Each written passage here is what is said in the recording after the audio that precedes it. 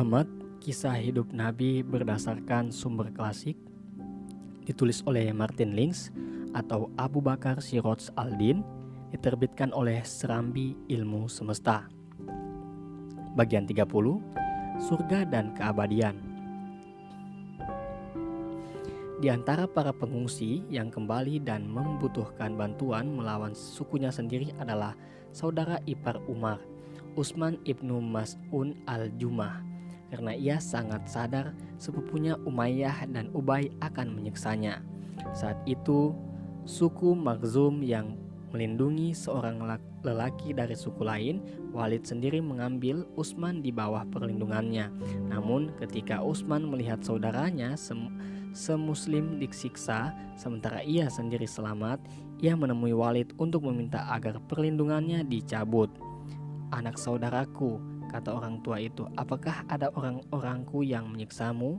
"Bukan demikian," kata Utsman, "melainkan aku memohon perlindungan dari Allah dan aku tidak mengharapkan perlindungan dari siapapun kecuali darinya." Maka ia pergi bersama Walid ke masjid dan mengumumkan pencabutan perlindungannya. Beberapa hari kemudian, penyair Labid mendeklamasikan sajak di depan kaum Quraisy dan Utsman sedang berada di tengah kerumunan besar yang hadir untuk mendengarkannya. Beberapa penyair berbakat juga hadir di sana, seperti Abu Thalib, Hubairah, dan Abu Sufyan ibnu Al-Harits. Mereka adalah penyair-penyair yang setingkat lebih tinggi di kalangan orang Arab. Namun, di atas mereka semua sedikit yang dianggap sebagai penyair besar. Labid adalah salah satunya.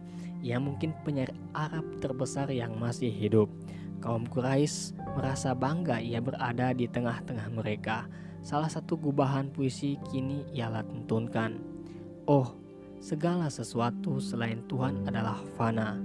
"Engkau berkata benar," kata Utsman. Labid melanjutkan, "dan semua kebahagiaan akan musnah." "Engkau berdusta," protes Utsman. "Kebahagiaan surga tidak akan pernah musnah." Labid tidak terbiasa diinterupsi. Begitu pula orang Quraisy. Mereka tidak saja kaget dan gusar, tapi juga sangat murka karena penyair itu tamu mereka. "Hai orang-orang Quraisy," kata Labid, "mereka yang duduk bersamamu sebagai sahabat tidak akan pernah ingin diperlakukan dengan buruk. Bukankah demikian?" Salah seorang hadirin berdiri untuk menyampaikan permohonan maaf mewakili suku. "Orang ini hanyalah seorang idiot," katanya, "salah seorang dari sekelompok orang bodoh yang telah meninggalkan agama kami. Janganlah engkau merasa terganggu dengan apa yang telah ia katakan." Utsman membalas dengan ketus, sehingga orang itu menghampiri dan memukul matanya sampai pelipisnya menghijau. Walid yang sedang duduk di dekatnya menegurnya bahwa matanya tidak akan sakit seperti itu jika ia tetap berada dalam perlindungannya. "Tidak," kata Utsman, "sesungguhnya mataku yang baik ini ibarat seorang fakir demi menginginkan apa yang telah menimpa saudara perempuannya di jalan Allah. Aku berada dalam perlindungan yang maha mulia dan lebih berkuasa darimu. Kemarilah, hai anak saudaraku," kata Walid. "Perbaharuilah perjanjianmu denganku." Namun Utsman menolaknya. Nabi tidak hadir pada pertemuan itu, namun beliau mendengar syair yang dibacakan Labid dan apa yang terjadi. Komentarnya terekam dengan hadis. Kata-kata paling benar yang pernah diucapkan penyair itu adalah, "Oh, segala sesuatu selain Tuhan adalah fana." Beliau tidak menyalahkan kata-kata Labid berikutnya. Syair itu dapat diartikan bahwa semua kebahagiaan duniawi akan musnah. Di sisi lain, surga dan kebahagiaan ukhrawi yang abadi dapat ditafsirkan termaksud ke dalam Tuhan atau dalam wajah Tuhan. Pada saat itu turun sebuah ayat, "Segala sesuatu pasti binasa kecuali wajah Allah." Quran Surah 28 ayat 88. Dan di awal sebuah ayat terdapat kalimat, "Dan tetap kekal wajah Tuhanmu yang mempunyai keagungan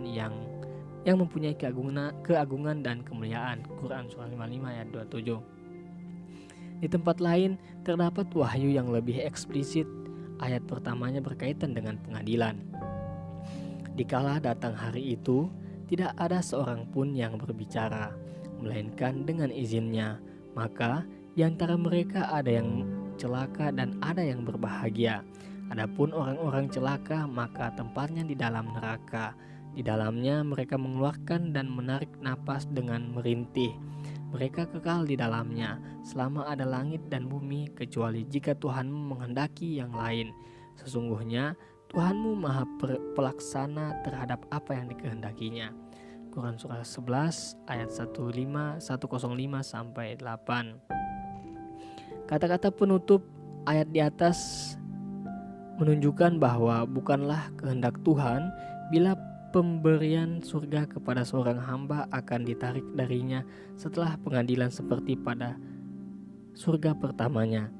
Berbagai pertanyaan lain yang berkaitan dengan masalah ini dijawab oleh Nabi sendiri. Beliau terus-menerus mengingatkan para sahabatnya tentang kebangkitan kembali, pengadilan, neraka, dan surga. Pada suatu ketika beliau berkata, Allah yang mengasihi hamba yang dikehendakinya akan dimasukkan ke dalam surga para ahli surga dan akan dimasukkan ke neraka para ahli neraka.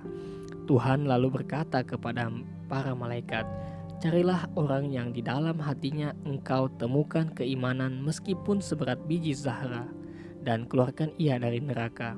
Lalu mereka mengeluarkan sekelompok manusia dan berkata, Tuhan kami tidak menyisakan seorang pun yang telah engkau perintahkan. Dia berkata, kembalilah dan keluarkan orang yang di dalam hatinya engkau temukan kebaikan walau seberat atom. Lalu mereka mengeluarkan sekelompok manusia dan berkata, Tuhan kami tidak ada kebaikan yang tersisa. Malaikat kemudian memohonkan ampun. Begitu pula para nabi dan orang-orang mukmin. Allah pun berkata, malaikat telah memohonkan ampun, begitu pula para nabi dan orang-orang mukmin. Di sana hanya tinggal ampunan dari Yang Maha Kasih di antara yang mengasihi. Dia akan mengeluarkan orang-orang yang buruk dari api neraka dan akan membasuh mereka di suatu sungai, di gerbang masuk menuju sungai yang disebut sungai kehidupan. Mengenai penghuni surga, Nabi bersabda, Allah berfirman kepada para penduduk surga, apakah kalian senang? Mereka menjawab, bagaimana kami tidak merasa senang ya Allah? Begitu berlimpah karunia yang engkau berikan kepada kami dan tidak pernah engkau berikan kepada makhlukmu yang lain. Lalu dia berfirman, maukah kalian kuberi yang lebih baik? Apalagi yang lebih baik itu ya Allah? Tanya mereka. Allah menjawab, aku akan memberikan kalian ridwanku. Puncak kebahagiaan ridwan terkadang diterjemahkan kesenangan abadi. Ridwan ditafsirkan telah mencapai Tuhan dan penerimaan jiwa secara mutlak. Tuhan menarik jiwa itu ke dalam dirinya dan ke dalam kesenangan abadi bersamanya.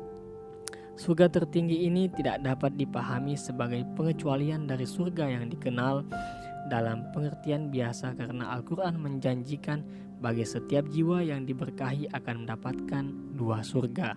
Dan saat berbicara dengan kalimatnya sendiri tentang hari kemudian, Nabi mengatakan hal itu sebagai keberkahan berlipat ganda, pertemuan dengan Tuhanku dan surga.